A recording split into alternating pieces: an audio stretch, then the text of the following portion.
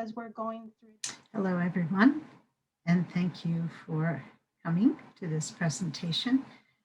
Welcome to the Caritas Consciousness Project. My name is Gloria Coelho, and this evening we are presenting Monica Bourgeau, author of The Change Code. Very good book. I've read it and enjoyed it thoroughly, very clearly written and valuable information on spiral dynamics. Monica is an intuitive business strategist, consultant, author, of course, social entrepreneur, and former healthcare executive. She leads and researches personal and organizational change. She believes we each have a duty to help leave the world a little better than we found it. Her book, The Change Code, A Practical Guide to Making a Difference in a Polarized World, is a bestseller and received a 2019 Nautilus Book Award and for conscious growth and development. Her work has also been featured in the Huffington Post, Elephant Journal, Startup Nation, Medium, and Health Magazine. Monica has a bachelor's degree in psychology, a master's degree in management with an emphasis on organizational leadership, and more than 20 years of study in the areas of spirituality, consciousness, transformation, complex adaptive systems, and vision.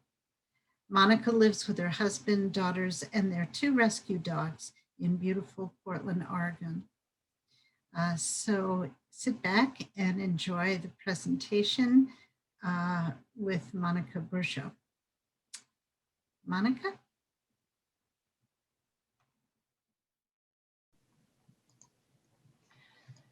So let's start briefly with where we are today. And we all know this, but just a good reminder here that more than 1 million animal species face extinction. Climate change is altering our landscape and disrupting ecosystems.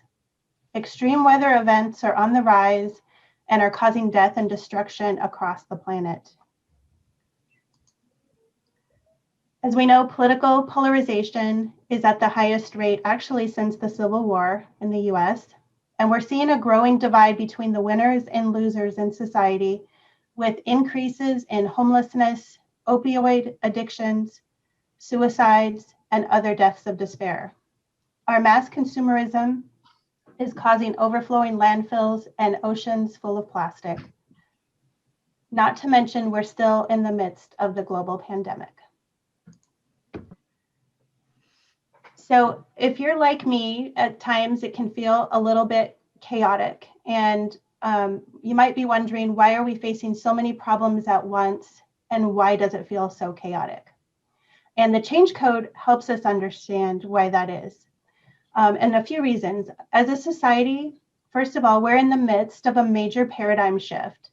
As a result, we're seeing extreme versions of the previous paradigm acting out in front of us, along with the friction between the multiple paradigms that exist in our society today, each with different value systems and ways of viewing the world. These paradigms, also known as value systems, are rubbing together like tectonic plates, causing friction and tension. But this friction and tension is actually what helps create the change, and it's very necessary, even though it can be unpleasant. It's normal as we evolve into the higher states of consciousness. So we can see this chaos drawn here in this slide. So you see at the bottom, the crash stage with the little guy with the flames coming out of his hair. That's where we are with society right now in this change process. The crash or chaos phase of change is helpful to understand this basic model of change. And so I'm going to just kind of run through it briefly, but we're also going to come back to this model later. So the first stage is the stable phase. And so this is where we start off and everything's kind of going along and things are just fine. But then we start waking up in the morning and we're like, something's just off. I'm not sure what. And we start to feel this tension that's growing.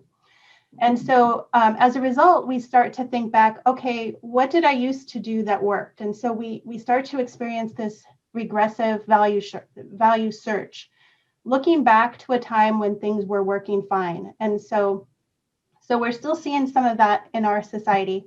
But eventually we hit this point where, we just have to admit things aren't working anymore. And we don't know what's next. We don't know what to do. It feels chaotic. It feels stressful. It feels uncomfortable. But this is the place that actually creates enough tension. So it's like a slingshot. When you pull back the rubber band on a slingshot, that growing tension is what actually gives you the energy to push ahead. And so in a lot of ways, you have to have this chaos and tension in order to move up to that next area, which is liberation. And so in liberation, you start to learn new ways of coping, new skills, new ways of being. And a lot of times you're so excited because all of a sudden you start to feel so much better and things are starting to go better. And you want to tell everybody and you want to share with everybody. And then if you keep going along at that trajectory, hopefully you move to this new stable, which is sometimes at a higher octave of the spiral, which we're going to talk about in just a moment. But that's not always the case. Sometimes it's just a change. And so just for fun, and I wanted to share a little bit of a lighter example of actually kind of applying this. And so just kind of talking about my messy desk. And so from the stable phase, I've got a pretty clean desk, but over time I keep piling papers thinking, oh, I'm going to get to those later, and books and materials. And it just happens because we were just talking about this before the talk tonight, Gloria and I, that I'm a bit of a book nerd. And so the books and materials start to stack up. And then all of a sudden, I'm starting to realize this isn't working. I'm really getting disorganized. And as that kind of continues and continues, it just gets to a point where I just can't take it anymore. And it's chaos. I feel overwhelmed. I can't work because I don't have any space on my desk. So then to try to move to the liberation phase, I start taking some organizational classes and learning some new ways of organizing my papers and shred things right away. And then, over time, as I incorporate those new skills, I'm able to operate at a little bit different level where I'm able to keep my desk cleaner. So now when the mail comes in, I either act on it or I shred it right away. And so just those kind of new coping mechanisms help me move to a new level of stable that's at a slightly higher level. And this is the process that we go through both as individuals and also as societies. So it's also very similar to the hero's journey. So you might have seen something similar to this before. And so this actually brings us to Claire W. Graves, as this change process is documented in his work. And so it sounds like many of you are already familiar with Claire W. Graves. So some of this might be a little bit of a refresher for you. Hopefully there'll be some new material and perspectives as well. But if you're not familiar with Graves, he was a professor at Union College in Schenectady, New York. And I love that Don is on the call because he was actually one of Graves's students. So I loved hearing some of his stories about actually being in Dr. Graves's class. And Claire W. Graves used to teach psychology classes, and he would teach a wide range of theories in psychology. And his students used to come to him and say, okay, Dr. Graves, these are all great theories, but which one is the right one? And Dr. Graves didn't really have a great response. And so that really bothered him. So he set out on a lifelong journey, really, to answer the question, what is the nature of a healthy adult? And so, as you know, most researchers start off with a hypothesis, or they start off with some type of theory that they're trying to prove. But that was not the approach that Dr. Graves took. He really was setting out to just answer this question. And so this reminds me of a quote by David White, who's a philosopher, where he talks about the beautiful question is one that has the power to shift our thinking. catalyze interchange and open us to new possibilities aligned with our deepest longings and truth. And so I really think about this question that Graves asked as that beautiful question that really opened him up to all of these possibilities for finding new truth. So he wasn't just trying to prove his own theories, but he was really open to the universe. And so Graves then went on to extensively study individuals. Over the course of 9 years, he did research with more than 1,000 individuals. He then spent 20 years analyzing the data. And because he knew that his own analysis could have his own bias, he actually used to have a group of other researchers that he called judges that he would also have review his data to identify patterns. And so through this process, what he discovered was this underlying pattern of change that we're going to talk about. And he actually named it the emergent cyclical double helix model of adult biopsychosocial development, which is a huge mouthful, and maybe part of the reason it didn't take off mainstream right off the bat. But he used to get questions about, why do you call this theory that? And he would say, because that's what it is. And that really is what it is, because it involves all of those different aspects, our biology, our social aspects, and psychology. And so he did end up working with Dr. Don Beck and Christopher Cowan, and they helped to rename the theory spiral dynamics. We'll talk a little bit more about why it was called that. Whoops. And it's important to note as well that this theory is really from a Graves perspective. So many of you may already be familiar with integral or may have studied spiral dynamics integral. And for the purpose of this talk, I'm really focused on the Graves perspective. And so sometimes the colors and terminology are slightly different. So I just wanted to take a moment to point that out as well. And I believe there's really value in looking at multiple perspective, and that's how we're going to be able to work together to move forward. Graves's theory has also been called the theory of everything, which he probably would have really hated because he was very humble and he was also a bit of a perfectionist and a taskmaster. So I think he always thought it was kind of a work in progress, but it has been called that nonetheless. So an underlying concept that we see in this theory are polarities, and polarities are having the opposite extremes. So for example, there's dark and light, male and female, yin and yang, change or stay the same, individual versus communal. They're like poles of a magnet. Polarities can cause us to be in an either or state versus both and, being able to see kind of the nuances of a situation. They're also like having the opposite extremes of a pendulum going from left to right. So we see this throughout the spiral dynamics model called spiral dynamics. And this is a diagram showing just a kind of an illustration of spiral dynamics. So in this model, Graves initially identified 8 stages or layers. And so you'll mostly hear me refer to them as layers, but you might also hear me say stages. But they're basically these 8 different points on the development timeline. The model is also a fractal in that it applies to large systems like our societies, as well as medium kind of organizations of all size, organizations, species, as well as to our own individual development. And then you can see in the drawing there from the bottom, beige starts as a left brain individual, and it alternates between left brain individual to right brain communal focus, and it alternates between the 2 different poles. And these layers start with very simple life conditions. They're at the bottom of the diagram. You can see the beige and purple are very simple, and they move to more complex life conditions at the top. And the pattern of the alternating polarities and the movement up the diagram creates a double helix, which also ends up looking like the shape of a spiral, which is how they came up with the name spiral dynamics. So some important laws to keep in mind about this theory is that we evolve through the sequence of defined layers.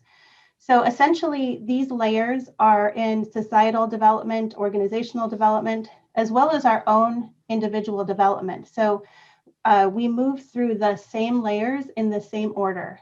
And the layers are cumulative. And so you have probably heard Ken Wilber talk about transcending and including, which means when you move to the next layer, you don't leave the previous layers behind. It's like the layers on an onion. You just incorporate the previous layers below. And when we talk about this theory, it's really important to remember that these are systems within us. They are not types of people. And so it can be really easy to start thinking about them as types of people. But it's important to remember that people are very complex and that we have all of these different layers within us. And so we might have a dominant layer, but we also have the ability to kind of go up and down the spiral. And so we want to avoid kind of pigeonholing individuals within this theory. There's also positive and negative expressions at every layer. And it's also important to remember that the layers are not related to intelligence, sex, or race. That is just a naturally occurring hierarchy that we see. And one of the things that I was really struck by this when I learned about this theory a few years ago was that it's really this sacred pattern that occurs throughout nature. And so it made so much sense to me that our own human development would happen in a similar type of formation. And it's important to remember that it's driven by life conditions. And so if you have two people and they have very different life conditions, they might be at very different layers in their development. And it's not based on intelligence or any of those factors. It's really connected to life conditions. And that was one of the things that Graves found in his research, was this importance of our life conditions in our development. One of the quotes that I love from Graves talks about the quest he finds is never ending. And he says that because as humans, we step out to try to find solutions to our own existence and solutions to our current problems.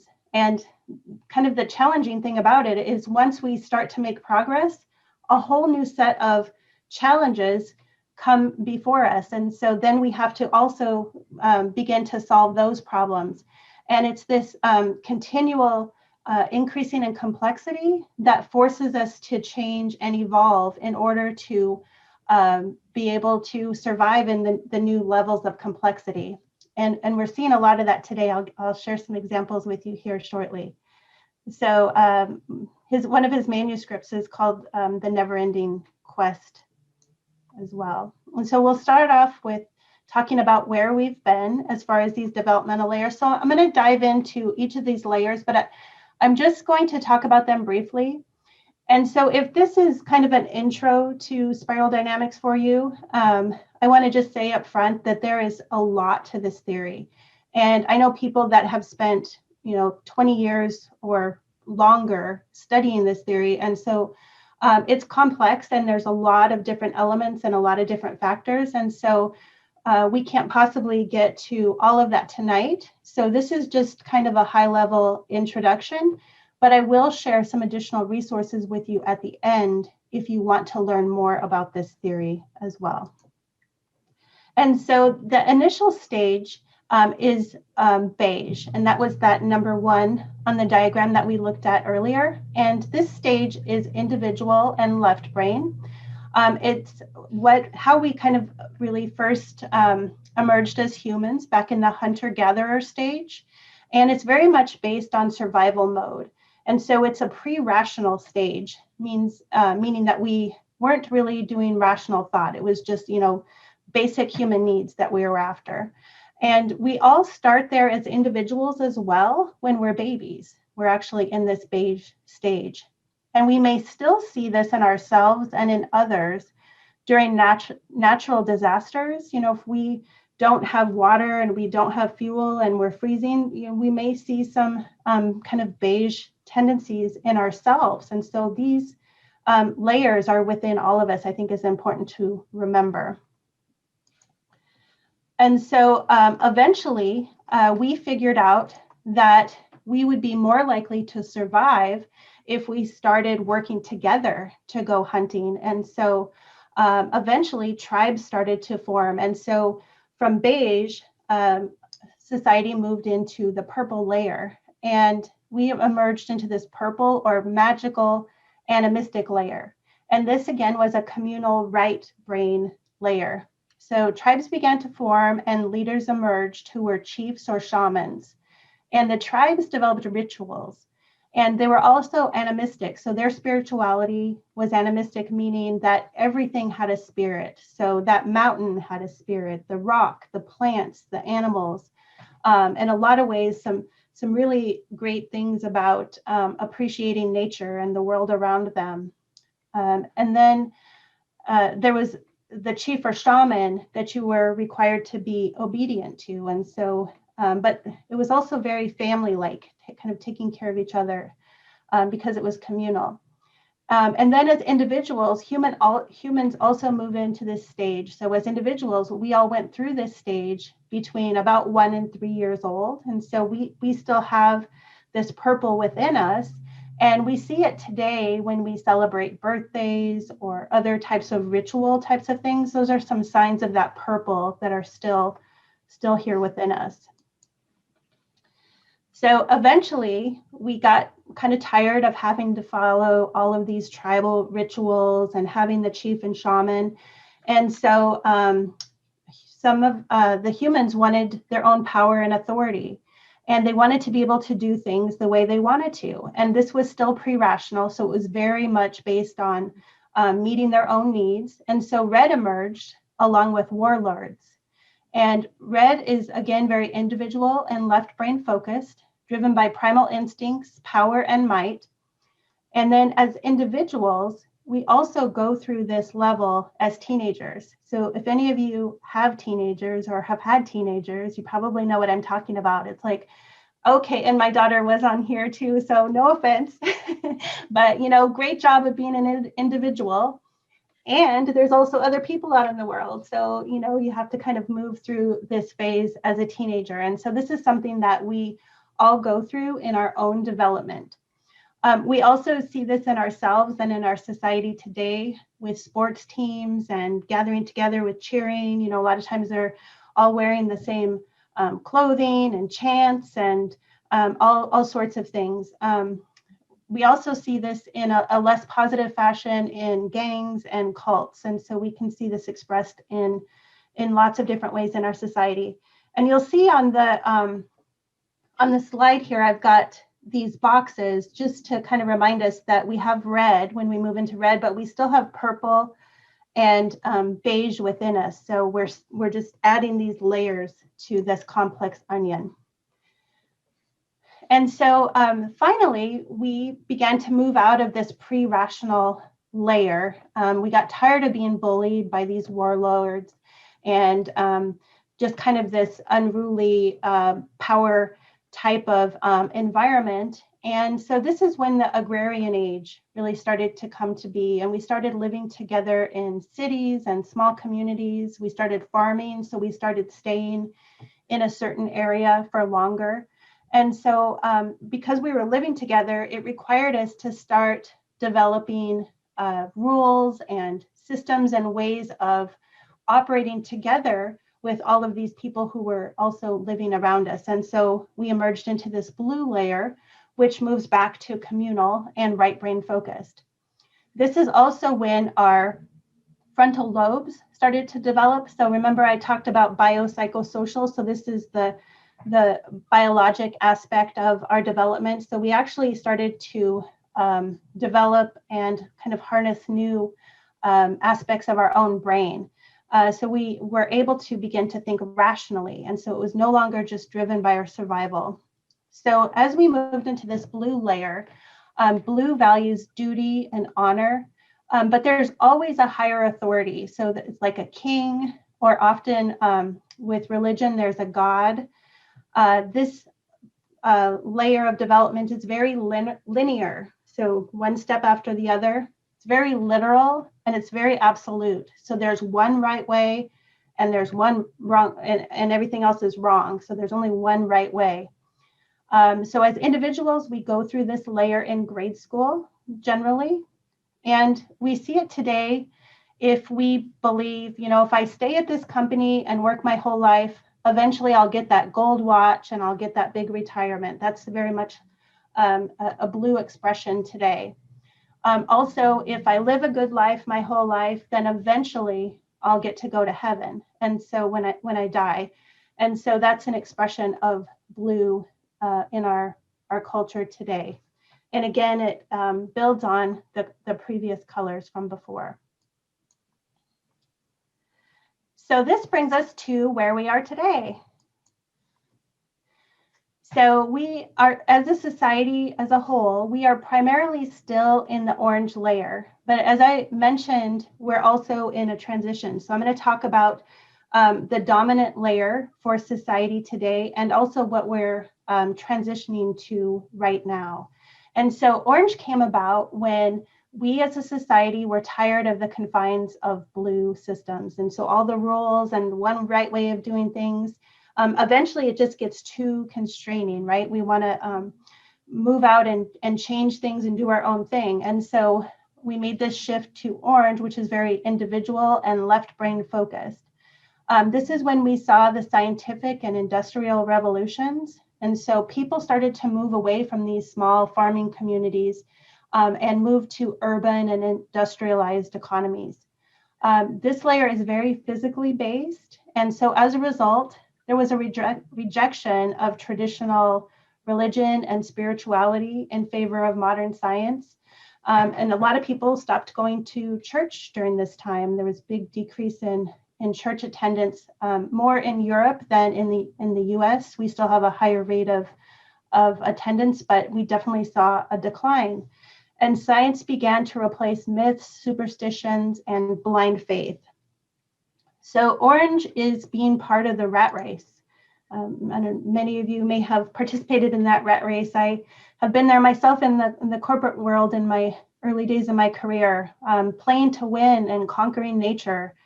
Orange also did some amazing things. It helped take us to the moon and back, and we saw many advancements in medicine. Another news story that many of you may have seen recently is the rover that just landed on the planet Mars, which is an amazing scientific advancement. Mars is 100 degrees below zero and 120 million miles away. And our scientists were able to land a rover on that planet, which is a pretty amazing feat. So science is amazing. However, when the pendulum swings too far, we start to encounter some problems. And that's what we're starting to see right now.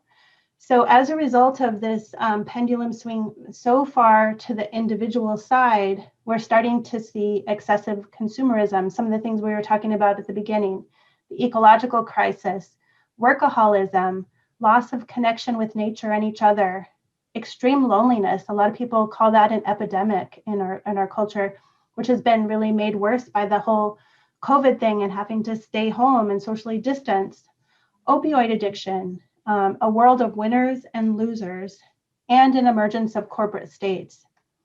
We're also starting to see our social systems beginning to crumble and being really taxed because our world has gotten so much more complex, but our systems are not keeping up with the level of complexity that we're being faced with in our society. So things like our political system, our economic system, our education system, they were all built for previous paradigms. And so as we're starting to get all this increased complexity in the world today, we are having a hard time keeping up with our systems. And so something has to change.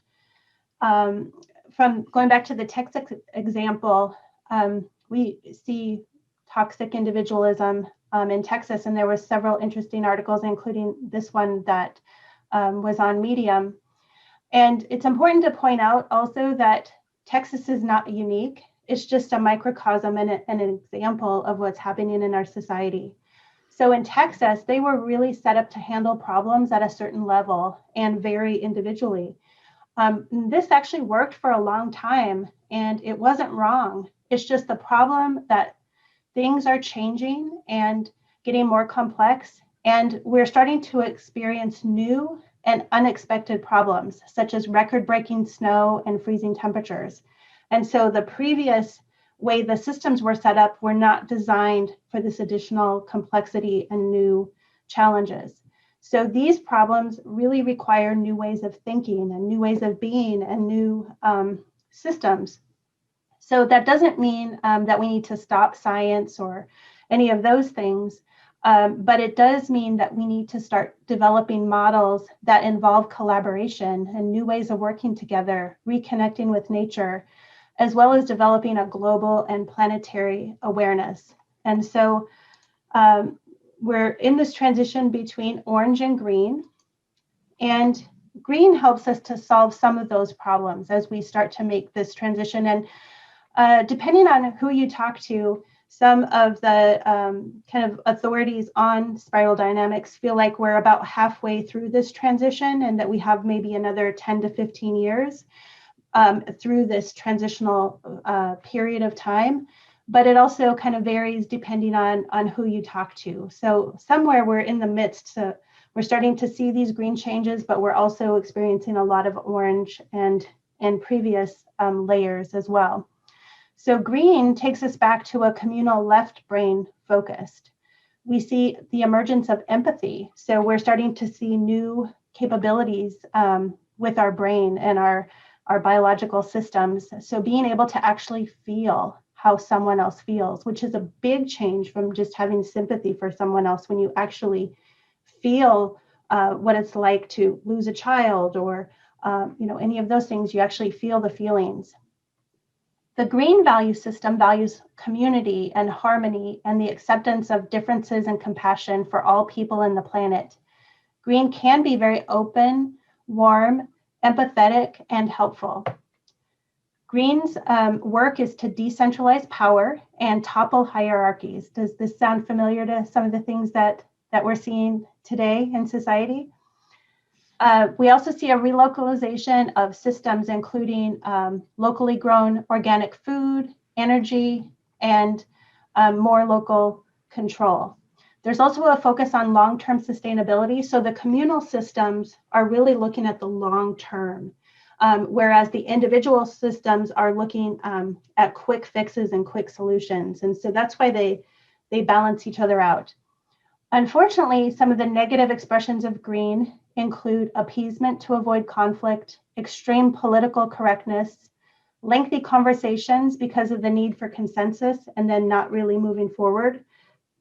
Green may also try to impose green solutions in an effort to try to help. And we see some of this with well-meaning humanitarian organizations going to other countries to try to help, but we're trying to impose green solutions, and then we wonder why it doesn't work when their society is at a different layer of development. And then previous layers really detest these traits. That's one of the things about the theory, is that once you move out of a layer, you want to throw out the previous layer, but you also kind of fear the next layer because it really calls into question your own identity. And so individuals who are predominantly at a blue or orange layer of development really dislike these traits about the green developmental layer. So things like cancel culture, you hear that as just a buzzword, or over political correctness, those types of things. So there are some things that obviously we need to work on a little bit with green, but this stage also calls us as individuals to kind of take a look at ourselves and a look back at our lives to help heal our own wounds and our own trauma, as well as starting to heal the planet. And really what's happening is setting the foundation for what is possible and what is coming next, which we're going to get to. So this kind of just shows where we are right now with all of these different layers and value systems operating at once. we're actually living in a time where we have the most active value systems than at any time in human history, because we have so many of these additional layers have begun to emerge within society. And it's creating this friction and tension, like tectonic plates rubbing together. And so that's kind of adding to what we're seeing with this paradigm shift that we're in the middle of. But my favorite quote from Michael Bernard Beckwith, and I always come back to this, is that pain pushes you until your vision pulls you. And so we can, spend a lot of time dwelling on all of the challenges and all of those sorts of things that are happening around us. But if we focus on the vision and the potential for the future, that's actually going to help pull us forward and help move us forward, which is what we're going to talk about next. So just to kind of recap where we are with the stages. So we just talked about green, and we're going to talk about the next two, which are yellow and turquoise. So where we're going. So this actually was a pretty amazing article that kind of prompted the partnership between Claire W. Graves and Dr. Don Beck, because Dr. Don Beck saw this article.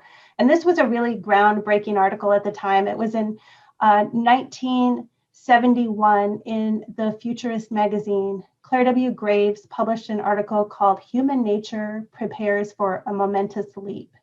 And so what Graves was talking about is this movement from green into yellow, which is this next layer that we're going to talk about. And he's quoted as saying, it's not merely a transition to a level of existence, but the start of a new movement in the symphony of human history. So it's a quantum leap for humanity. And this is really what we're setting the stage for today, which is part of what makes me really excited to be alive during this time, even though it's a little stressful and chaotic, but also really hopeful about the future, because we're helping to build the foundation for this right now. And so when we move to this yellow layer of development, it's called integrative. So remember before I was saying left brain or right brain? Well, when we get to the yellow layer, it's actually integrative. And so we're able to use both sides of our brains very well. And so that additional level of development actually helps us operate at a much higher capacity. The synchronization of the two sides of our brain allows us to hold paradox. And so we're able to see the merits of both sides and not just think of black or white, but really a combination of the two, and come up with really unique solutions that are not just black or white. And so there's less polarity, less polarization. Our change in coping capacity is literally off the scale. So when Graves was doing his research and he looked at yellow, it was literally just off the charts. Yellow is able to handle more complexity than the previous 6 layers combined. And we think part of it is because of the synchronization of the brain. Also, one of the key indicators for moving into this yellow layer of development is that you're no longer driven by fear. Can you imagine not having, this fear in our lives, which really affects so many of our decisions? If I change jobs, am I going to be able to make enough money? And, all of these different areas where fear can come into play. So we start to be able to move away from that in this yellow layer of development. We can also relate to other value systems. And so we're no longer, we don't get as ruffled about other value systems and that they might disagree with us. We're able to see the merits of their points of view and able to work with them. You're really able to become kind of a wizard and move between the different layers and blend in and work with a wide range of people. It's truly a new beginning for humanity, and no longer driven by survival, but by who I am being in the world. And so it's a completely different way of being, and is really inspiring and exciting for me to think about, possibly achieving in my lifetime. And we'll have to see here. And so then the last layer of Graves's model is turquoise, which is very spiritually oriented. So it's kind of like the noosphere, the noosphere that Teilhard de Chardin speaks about. And so that is a sphere of thought encircling the earth that emerges as a result of growth in complexity and consciousness. So it's this kind of shared consciousness. And we're able to live in a contemplative state of surrender, acceptance, and joy, view the world globally and holistically.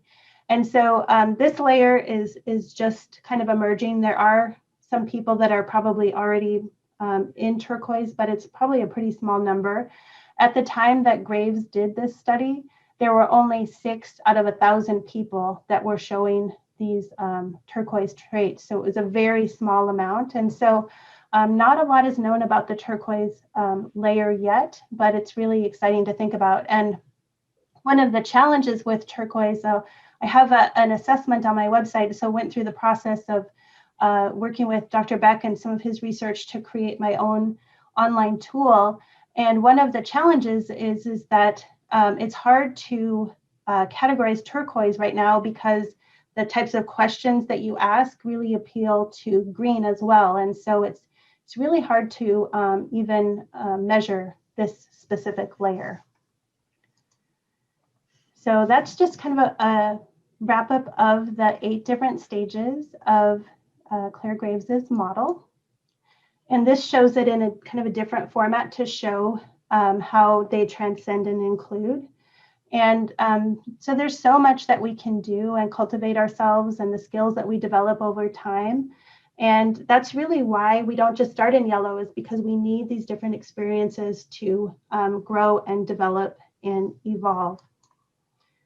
So as I mentioned, there's a free assessment tool on my website. If you're interested, you can take a look at it. We don't have turquoise on the assessment tool just because of that. We are getting some false positives. So a lot of the tools out there pull out turquoise. I understand that there's some in Europe that might be able to pin that down a little bit, but mine is not there yet. So it doesn't include turquoise. So if you're turquoise, you're not going to show up on my little tool.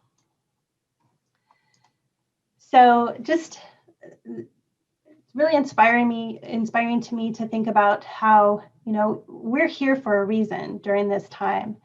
And I truly believe that we were made for these times and that we really can be ambassadors for the emerging paradigm and this major shift that's underway. And so in the book, I share lots of suggestions and tools on how we can begin to help this transition and help ease this change between the different paradigms. And so I'm going to share a few of those with you today, but we can't cover all of them because of the amount of time, but I will cover 3. And so starting with yourself, building community, and my favorite, which is designing new systems and new ways of being. And so I'm going to talk about these 3 things before we wrap up tonight.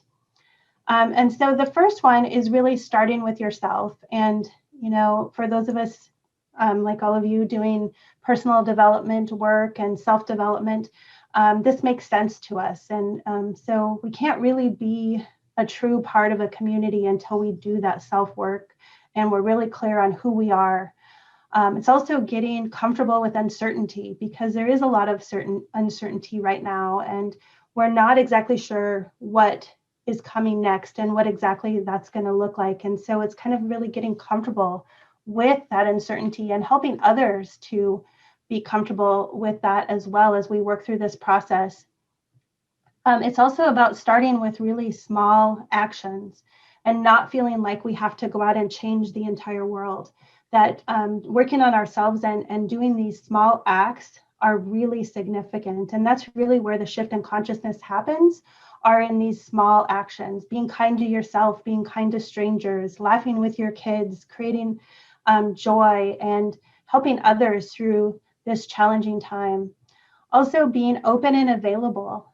This will allow you to really be a resource during this time and to help catch a glimpse of the future and what's possible. And so I'm sure many of you have had kind of that experience. I experienced a lot of this as I was writing the book. You know, when I started writing the Change Code, I wrote it because I wrote an article back in 2014 called 7 Ways to Change the World. And it was just a really simple, kind of optimistic article about what we could each do to make the world a better place. And I had such a great response that I just felt like there was a need for a really optimistic message. And so I started down this path, and then all of a sudden here, spiral dynamics falls in my lap. And so I think once you make yourself open and available, that's how this co-creative process works. Then the things that you need, the information that you need, begins to kind of come to you and at the right time. And it's an amazing process, but that all comes from doing that self-work, and working through, traumas or challenges, so that you can be open and available. And so I feel like that's so key, and appreciate all of you being here tonight because you're doing that self-work. That's what this is about. The second thing we can all do is building that community, because we know that green layer is a communal layer. And so much of what we're seeing with the extreme orange are the extreme isolation and loneliness, and people are just craving community right now. And community truly is the cure and is what is going to kind of help bring us together. And it's even, just the small things about your own neighborhood. You can just start with your own neighbors and creating these connections, and helping to find new ways to bring rituals. What Gloria is doing and the Caritas Institute is wonderful, because she's finding ways to bring people together and connecting around a shared interest and topic. Because we lost a lot of that. As I mentioned earlier, that when we moved into orange, there was a real backlash to spirituality and traditional religion because of the constraints and dogma and that sort of thing. But as a result, people stopped going to church, and they lost a lot of the benefits, like gathering together and singing, gathering together in community, supporting each other. And we really haven't found great replacements for those yet as a society, other than the traditional church. And so developing new ways to create those rituals and community. There's a great book by Rupert Sheldrake on science and spirituality, where he kind of talks about that process and what has happened, and finding his own way back to those meaningful rituals. And so if there's ways you can help create those rituals, is really helpful. And then I wanted to share an example of Ant Farm, which is an organization in Sandy, Montana, which is just Sandy, Oregon, which is just outside of Portland.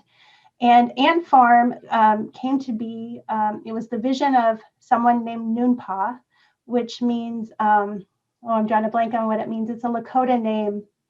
Two foxes singing, that's what it means in Lakota.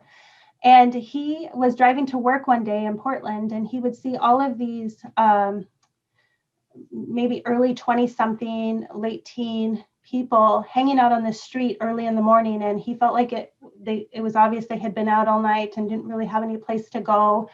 And he felt like he could be part of the solution. So he created Ant Farm, which is a community center, but it's also a cafe and so much more.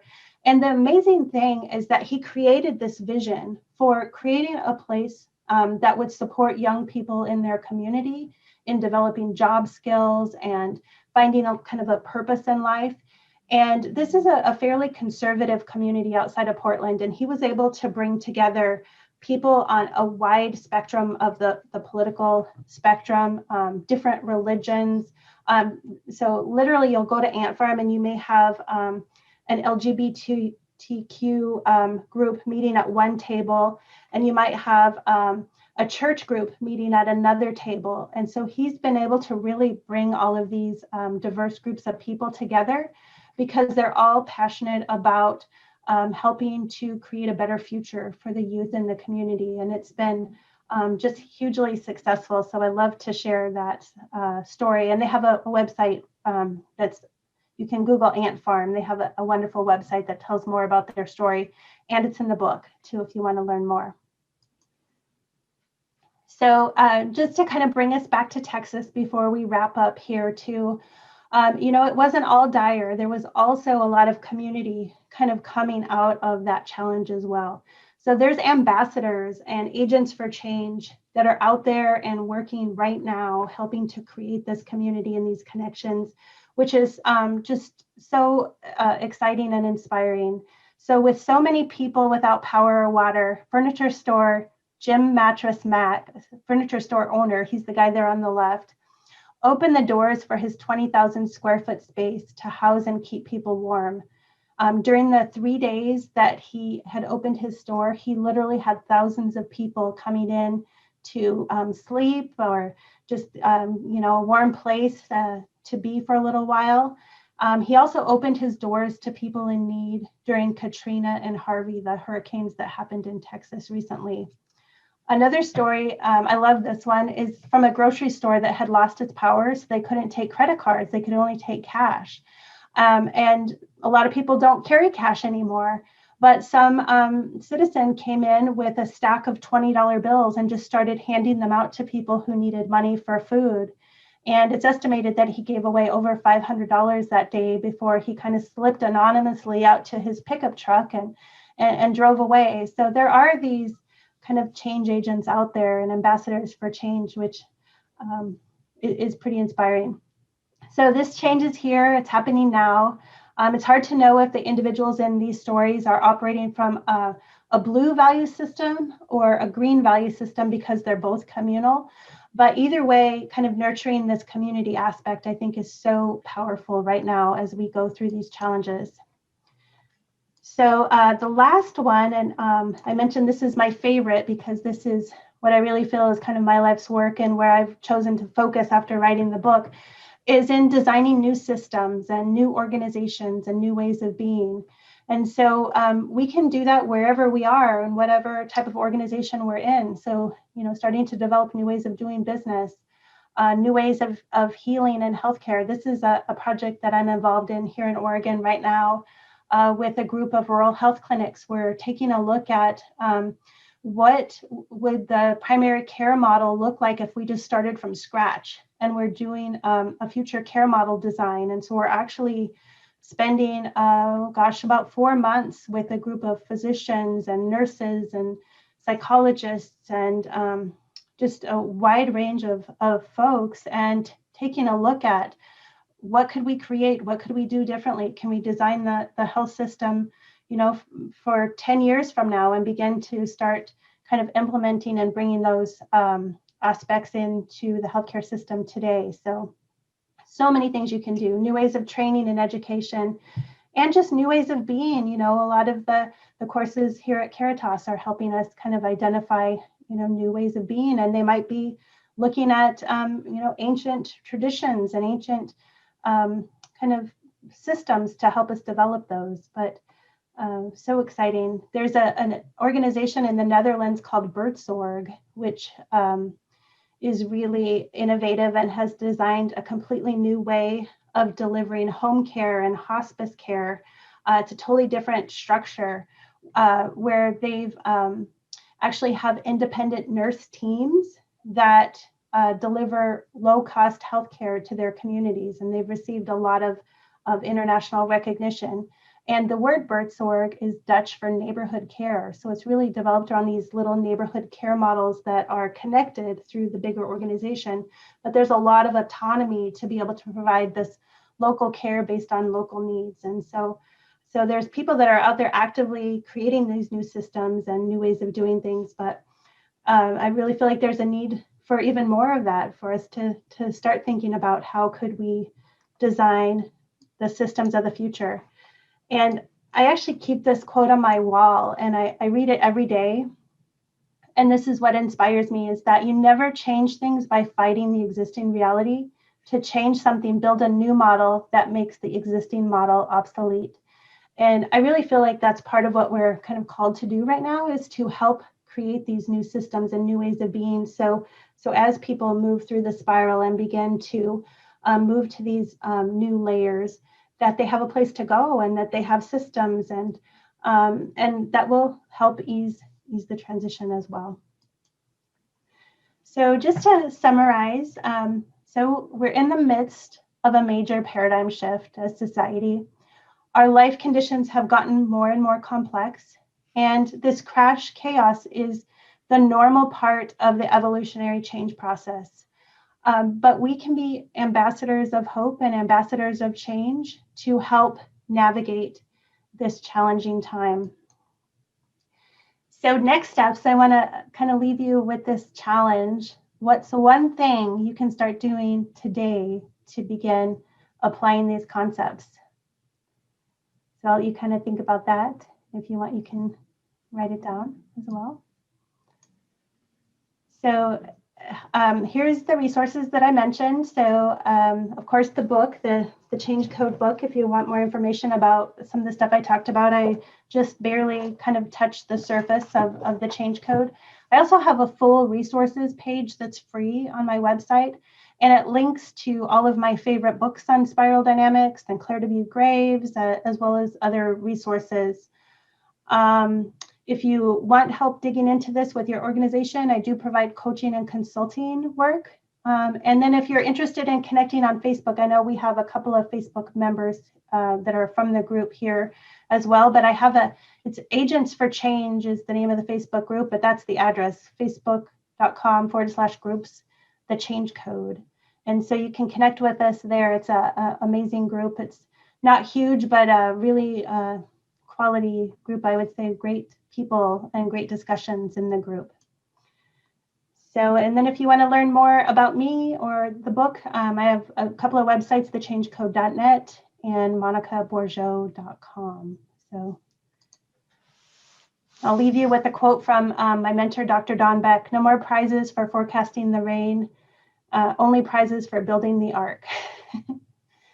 So any questions or discussion? I'd love to hear from all of you. I've been talking for a long time. I'm getting a little bit hoarse, actually. So not used to talking so much. Weren't you going to mention a course that you're going to be teaching? Yes, I am in the process of putting together a Change Code Masterclass. And so if you go to thechangecode.net, there's a place where you can put your email in and get notified. My daughter's actually helping me with some of the materials. And so the next month or so, we're hoping to launch a short Change Code Masterclass. So we'd love for you to participate in that as well. Thank you. Any questions? I don't see anything in the chat box. Well, I didn't send my questions to you. I sent them to her. Oh, I see it now. I see. So Monica, I do have a personal question. Where did you say that you live now? I live in Portland, Oregon, and for some You're reason, in Portland. Okay. It's not letting me see the chat. I'm not sure where it is on my screen. Oh, it was a technical question. We can talk about it later. Oh, okay. I would like to see it. It's maybe when I'm not sure where it is. But do you ever come out to Colorado? I do sometimes. I was actually born in Loveland, Colorado, and Okay. then I moved to Montana because my dad was from there, and then I went back and went to Colorado State University and lived in Denver for a while, and my mom's family is still there, so it's been a while, but I've been back to Colorado a number of times and love Colorado. When you come back, I would really like it if we could get together. I'll buy you lunch. Okay, I'll take you up on that. Now, my wife has colleagues in Portland, Oh, and we do go out there occasionally. So if I ever make it to Portland with her, I'll let you know. But I would love to get together and chat. I'm always feel a strong kinship with people who have, weathered the teaching of Graves in our current environment. Yes, I decided to write this book, and within about 2 weeks, I heard an announcement at a church that I sometimes go to and hadn't been going to, but they were offering a spiral dynamics course, and I thought, oh, that sounds interesting. And then, of course, it completely changed my life. So it was a 6-week course and pretty in depth. And then I ended up reaching out to Dr. Don Beck, and he was gracious enough to to meet with me and share some of his wisdom. And so I've met with him a number of times and just continue to learn more and more about the topic, because I could see the potential for really helping us to understand what's happening and give hope, I think, for the future too. Yeah, I was fortunate to get to know Don. Unfortunately, I was only able to correspond with Chris before he died, so I missed getting to see him. But I guess his wife is still carrying the torch. Is that right? She's the baton got passed on to her. So Yeah. I just have one question, one big question, really, and that is, what are the biggest challenges you see to the model, and what are the biggest challenges you have experienced in applying the model in the current reality?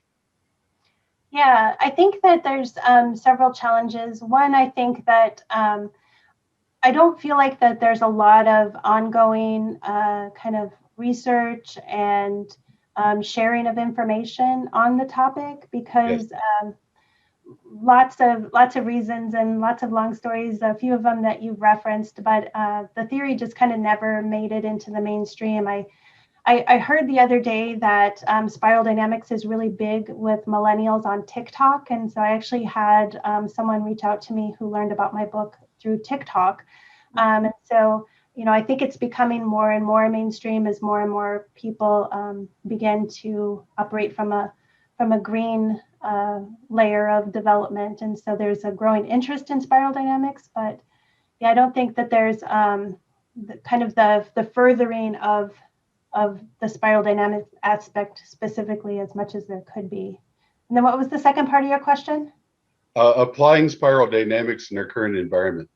What's the biggest Yeah, challenge? yeah, I do think it's challenging to apply the theory because it is complex and people are complex, and you don't really know where someone is coming from unless you understand why. So as I mentioned earlier with those community examples, like we could say, oh, they're in green already, they're showing green signs. Well, they could also be in blue. It really depends on why they're doing those things. And so you really have to kind of dig into why people are doing things. There's some great stories, as Gloria mentioned at the beginning. Dr. Beck applied this theory in South Africa in working with Nelson Mandela back during the time of apartheid. And Nelson Mandela was trying to end apartheid without a civil war. And so he and Dr. Beck and a group of people applied the theory of spiral dynamics in order to do that. And they did that in several ways. And that was, Nelson Mandela would frame his message slightly differently depending on the groups he was talking to, because he was talking to tribal groups and, all sorts of groups. And so they would do some analysis to see kind of where the group was in general on the spiral. And then Dr. Beck would say, okay, you need to give your blue speech to this group. So, the message was still the same, but he would maybe frame it more in a rules-based system, linear, for the blue value system. And then another thing that Nelson Mandela did was creating the superordinate goals. So they used not soccer, but the other sport, rugby. He used rugby to create this shared goal that went across all of these different value systems. And so, the South African team ended up winning the international rugby championship. And there's a movie created about it called Invictus, which is a really great film if you haven't seen the movie Invictus. But Yeah, I actually I was in South Africa at the same time. Oh, you were? So you got to see this firsthand. Yeah. We got to do work with the educational system there and with the Truth and Reconciliation team. We didn't work directly with Nelson, but we worked with the bishop, with Tutu. Wow. Yeah. So you probably have more specific examples on how they applied the theory. Oh, not really, but it's just I empathize greatly. I was there when the rugby team won and the place went nuts, and so we all got the jerseys. Yeah. For the South African team. Yeah, it was fun. Oh, amazing. Don? Yeah, I just want to tee up on that. I know the South Africa story because I studied back like you, and but it's kind of ancient history. So here we are and so you were putting up some pictures about Texas, and I immediately thought, well, there's a woman who's much more evolved than I am because she's found the good in Texas, and and I'm not there because what I'm thinking about is Ted Cruz, right? And so the opposite. So part of the thing I struggle with, and I try to apply the theories to politics. In some ways, it's kind of easy because there's people that kind of fit. I mean, we divide up into categories and camps almost automatically. But given the polarity that we have today, what are you doing work in that area, or do you have any thoughts, briefly about how to approach that problem? Yeah, I kind of started down that path when I was working on the book because I spent a ridiculous number of hours thinking about, how can we kind of resolve issues and how can we work together on climate change and, all of these big issues that we're facing. And polarization came up as, the top issue. Like we have to address that so that we can at least talk to each other. And I just kind of got involved in that, and I feel like politics isn't what I'm here to do, working in that arena.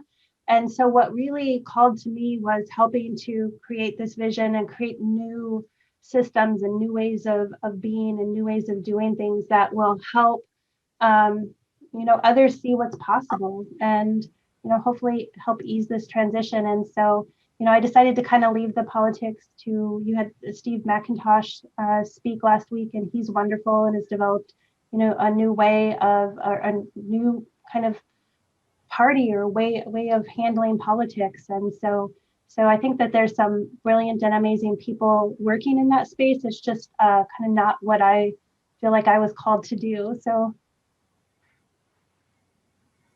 yeah. Thanks. I understand what you're saying, though. I have the same struggles. Yeah. Any other questions or comments or? Oh, Kat. Mm-hmm. You had talked about the shift from orange to green, and I thought you said something over the next 10 to 15 years. Is that sort of, is this sort of the consensus in the community that over the next 10 to 15 years, we're going to be moving, green will become more dominant in our society? And so we should expect a lot more chaos over the next 10 to 15 years. But then, and I'm wondering how people, if people did come to that consensus, how did they come to that consensus? Yeah, unfortunately, there's no meter out there that I know of. I know Dr. Don Beck at one time was trying to develop kind of a V meme scale, he called it. So he also calls the layers value memes. Mm-hmm.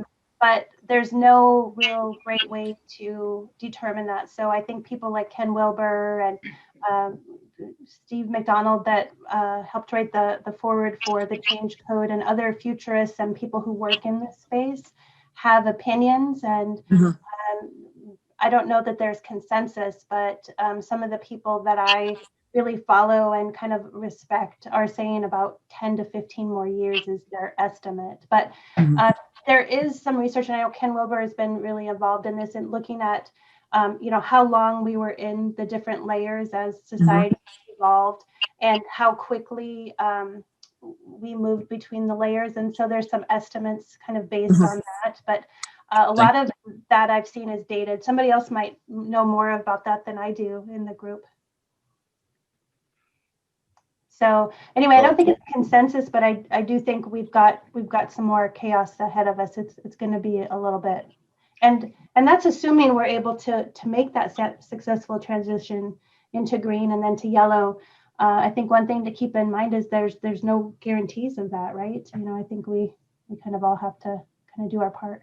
Well, the basic conundrum in the United States, to answer your question a little further, from my own experience, is that we don't have 10 to 15 years.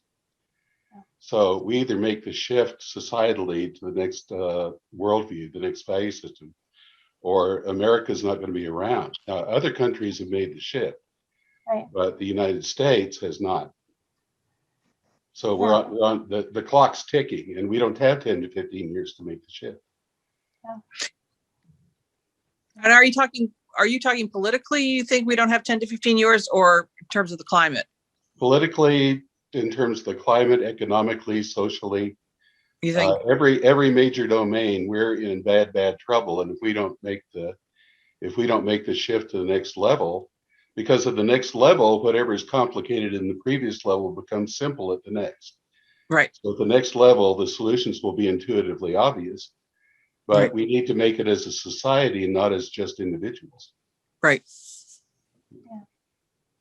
And so the superordinate goals that you talked about that Nelson Mandela used, I think that's key. And so leaders in our society or in our cities, in our town, city, state, and national levels need to be thinking about superordinate goals. Yeah, I agree. And I think it's unfortunate because I think COVID was a superordinate goal for a little while in combating that. And then it became politicized and polarized. And so, yeah, we'll have to see what the next one is. But there's a huge opportunity for that. And that's a concept that is used at Ant Farm as well to bring together the story I told earlier, a diverse group of people to work toward a common goal. So I think it is a very helpful tool or technique that we can use kind of at every level within society to help bring people together. So how do we, at a community level, at a town, like Morgantown, at a level like this, get enough people thinking about this issue of ways to bring people together in superordinate goals? That's why I wanted my friends to read the book so I could talk to somebody about it. But how do we get the community leaders thinking this way? Or is it up to them to do the self work, to do the self development, so that they then can be ambassadors? How do we help our leaders to become ambassadors? Yeah, I definitely think, sharing the message and sharing, messages like Caritas is doing is helpful, and it's going to reach more people. But I really think as individuals, I've spent a lot of time thinking about this. And if you start to think about how do I change the world? How do I change these big things?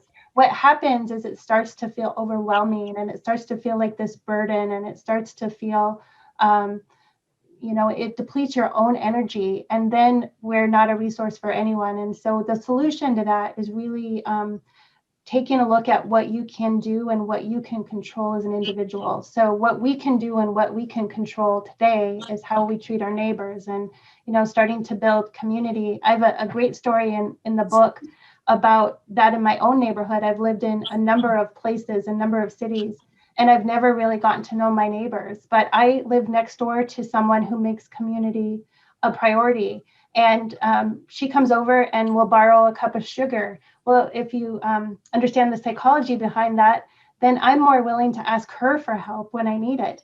And she's done that with our whole kind of half of our street. And so we have this amazing community on our street that makes me never want to move. And it really started with one person.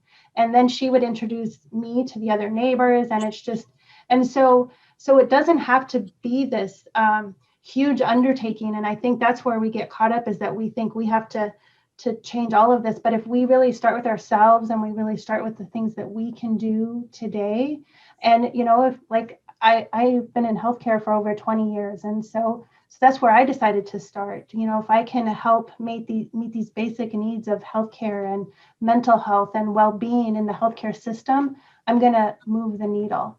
And so that's where I've decided to focus, because that's my little arena.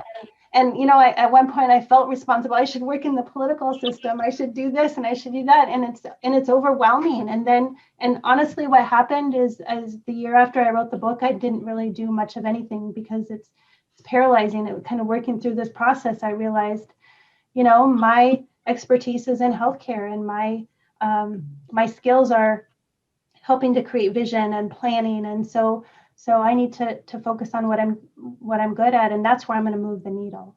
Mhm. So each of you have your own areas of Right. expertise as well, and your own communities, and so focusing on where we can each move the needle, I think. Hey, Catherine, I just want to make a comment on, you mentioned leaders. How do we communicate to our leaders? And when you say leader, I'm thinking that you're thinking, among others, elected officials. Is Right. that Like city right? council Yeah. members and yeah. So just being in Colorado for 20, I've been here for 25 years, which makes me a newbie kind of here, but Mhm. Colorado was a red state. Mhm. And when I got here, now it's a blue state. And part of that is the elected officials kind of getting that the population is changing and their needs are changing. Mhm. And the one thing I happen to have background in is energy. And, Mhm. I look at West Virginia, I think, bring back coal, right? Never going Right. to happen. We Right. kind of know that, but it still resonates, right, in West Right. Virginia. It was the case in Colorado as well, not just coal, more oil and gas, but over time, it's become clear that renewable energy also creates jobs, also contributes to the economy, and it doesn't have to be the center of gravity anymore. You're not going to get rid of it. But if you can kind of make that Right. communication to the elected officials, then it's like, oh, I would pick up a few more votes that way, because Right. you got to reach them where they are. So just a Yeah, thought. great point. Great point. Thank And you. I still do some of that outreach too. When actually my daughter and I were in DC before the pandemic, we were on Capitol Hill for some healthcare stuff anyway, and I took copies of the book to a lot of members of the House and Congress, and just left copies of the book with Good. them. So Sure. I think trying to get the message out is helpful too. I And also want to say that I think that the skills you develop to address whatever issue or cause you're particularly interested in are transferable. So, you may not realize it, but what you can build within the healthcare system can be applied into racial equality, or, working on energy transformation. So, I think, like you've said, go with what you feel called to, and as you develop those skills, you gain greater confidence, and you see the bigger picture and can bring things together in different ways. Excellent point. And one of the things I talk about in the book now is that so many of the problems are connected to, we're seeing these wicked problems that are very complex and involve multiple different systems. Like obesity involves the food system, it involves the healthcare system, it involves our culture. It's very complex, and so just by addressing one, you are affecting other systems as well too, which is exciting. Good discussion. Very well, fun. I wanted to say that uh, because I get this sense and this is happening all across the country, that families are divided, families are polarized politically, and having difficulty having conversations. And so it's over the last year, and also last summer, the reason I gave my book away was to somebody who was really despairing about the future of our country. And I thought your book gives hope, and that's why I gave the book away to her. And but I because I know I have friends who are really despairing about the polarization within their families, and figuring out how to find a superordinate goal within your family or your extended family, to how to overcome this divide, and talk and understand where perhaps your relatives have different value systems and are a different level of consciousness. So that was sort of why I thought this book would be helpful, to reach people when they're thinking about solving the strife within their extended family, and then taking it from there. Yeah, excellent point. I do feel like understanding the spiral and the different developmental layers helps you understand other people and their perspectives better, Yeah. and not just assume that they're wrong or bad, and realizing that they're just looking at the world through a different lens than you are. And they might be, showing kind of some of the less positive expressions of that layer, and so I think helping everyone to express the more positive aspects of their layer is going to go a long way also, because we're always going to have people in all of the different layers. And so that's just how it is, because we all move through at different places, but creating an environment and a system where people can be at their layer, but operate from a healthy perspective instead of in a way that hurts people at other layers and society as a whole. Right. Yeah, awesome. Any other questions before we wrap up? Comment? We can always find things that we have in common, no matter who it is, Yeah. right? No matter what layer they're at, you can always find things that you have in common and focus on those, right? Absolutely. Well, thank you so much, Monica. This has been so wonderful. And I love just your whole delivery, and, I can see how passionate you are about it. And you come from a very heart-centered space, it seems to me, and I appreciate that very much. So thank you all for attending this evening. And as usual, we have been recording, and the video will be on our website for, if you want to share the experience with your friends or family, they can watch it later. Thank you. So I want to thank Monica from the bottom of my heart for doing this evening, and for your wonderful book, and for just promoting this very compelling model that I think is very important, vital for our time. Thank you. Thank you. Thank you, everyone. Thank Nice, you. Thanks, nice Monica. meeting people. Thank you so much. Yeah. Thanks, Gloria. Nice meeting you all. Bye. Bye-bye.